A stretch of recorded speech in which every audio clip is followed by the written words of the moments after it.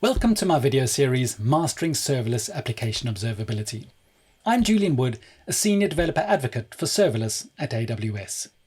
If you haven't seen the introduction video, I suggest you start from there to understand what the series is all about.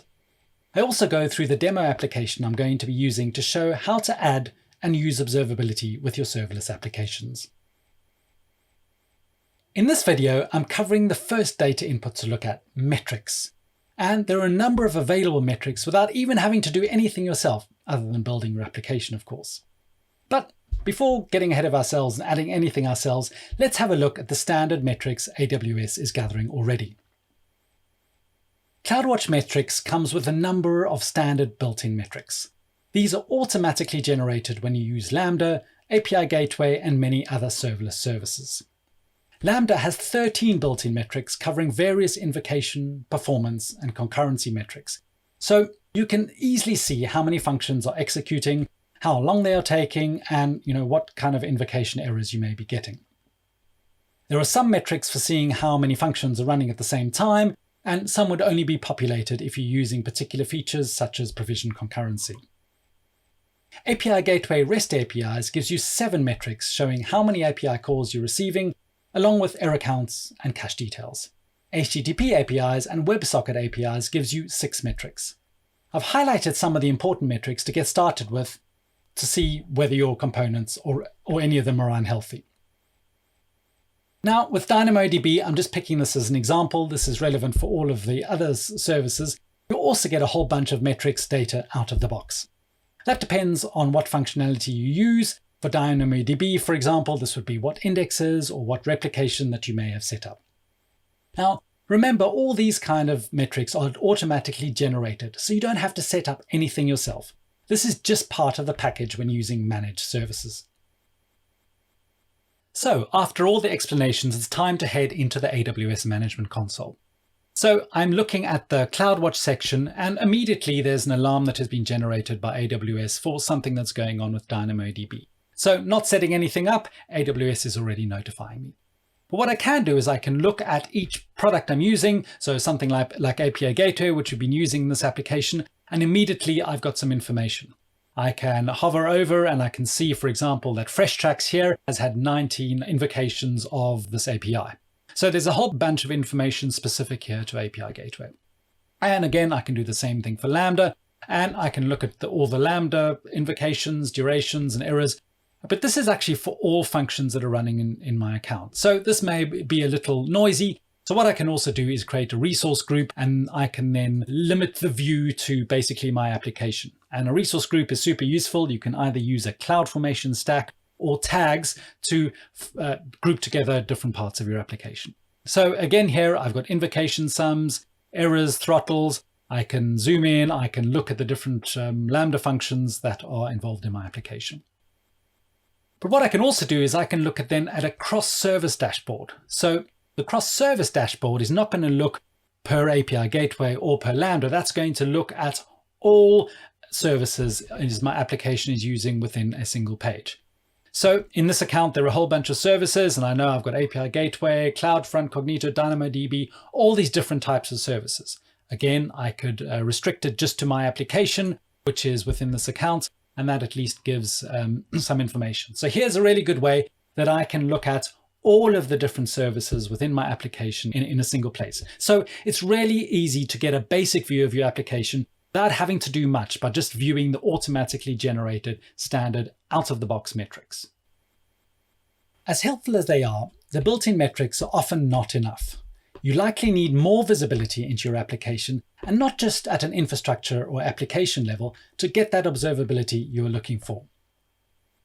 You need to track your business and customer metrics. How's your application performing against business goals? Are you generating the revenue you need?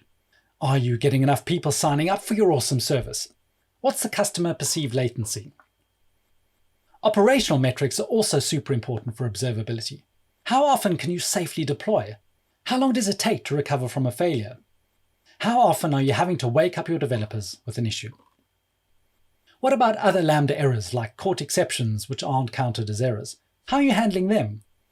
What if you want to create metrics for a particular category or environment, what's called another dimension? This is why you need custom metrics.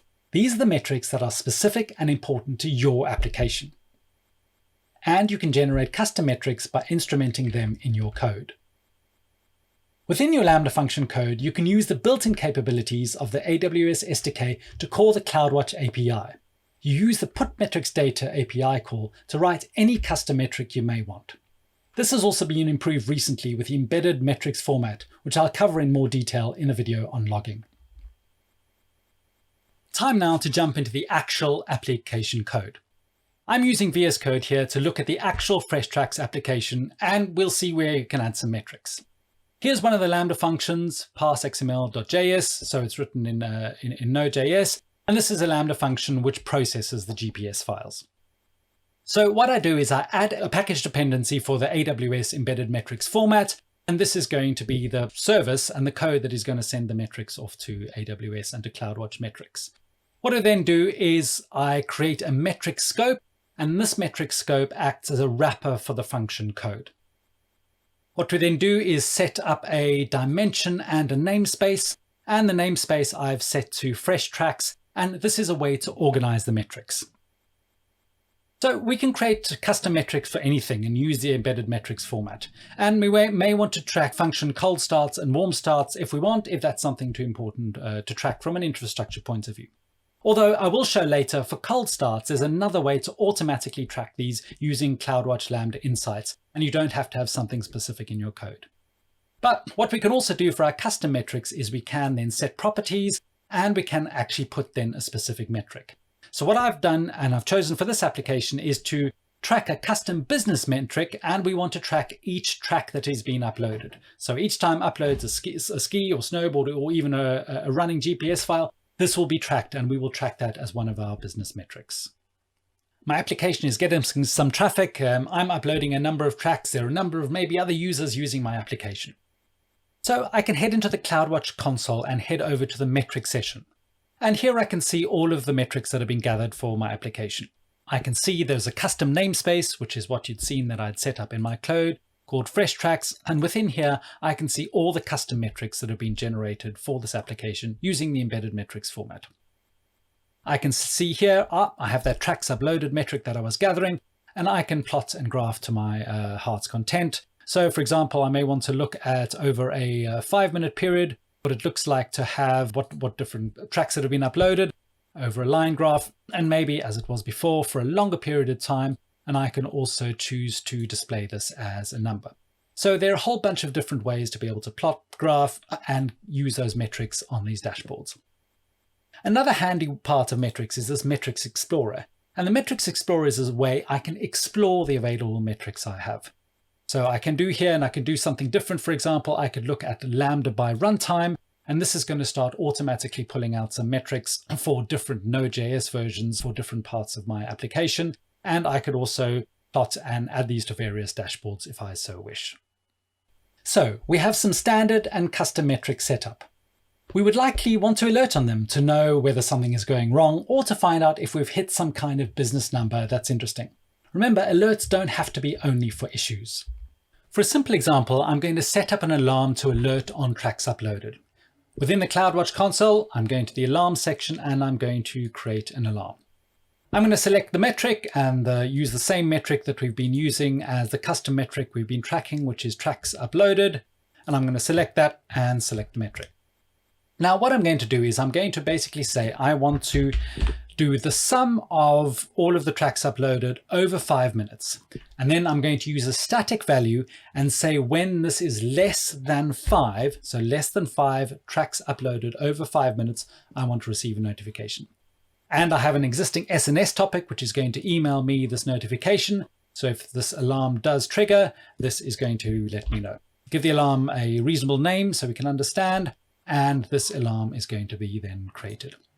Now, obviously, depending on the alarm, it may take some time to trigger the moment it's got insufficient data, but in a short while, the alarm will be triggered, and I get sent an email notification to say that this alarm has been in threshold, because I've had less than 5 tracks uploaded over 5 minutes.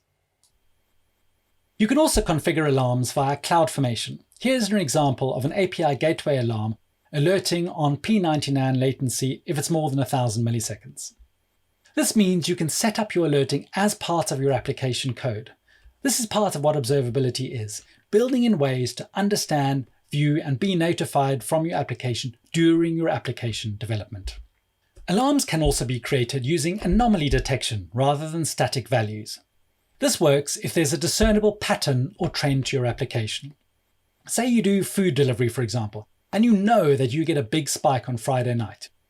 Anomaly detection looks at past metric data and then uses machine learning to create a model of expected values. You can then alert if the metric falls outside the band of normal values. So in our food delivery example, on a Friday night, you wouldn't get alerted for the usual spike in the same way as on a Wednesday lunchtime when orders may be far lower. CloudWatch Lambda Insights gives you even more visibility into your Lambda functions, above the standard metrics I've shown. It has dashboards that show for one or multiple functions metrics gathered, and these are additional ones, such as CPU usage, network usage, function cost. And there's also diagnostic information such as cold starts and Lambda worker shutdowns. And this helps you to isolate issues with your Lambda functions and resolve them quicker. It's really a great advanced Lambda-centric view for your applications. Interestingly, under the hood, Lambda Insights is delivered as a Lambda layer. It's just done from the console or as infrastructure as code. And it's also using Lambda extensions to integrate deeply with the Lambda environment. And I'll be covering extensions in more detail in the tools video. So in this video, I've covered the standard built-in metrics that come with using a managed service, how to create and use custom metrics from within your code by instrumenting your code. I showed alerting and CloudWatch Lambda Insights to get even more information from your Lambda functions. In the next video, I'm going to be looking at logs. For plenty more information, we have a super aggregation site called serverlessland.com with lots of resources, blogs, videos, workshops, and learning paths. Everything about serverless on AWS. Thank you for watching. My name is Julian Wood, and you can find me on Twitter at Julian_Wood.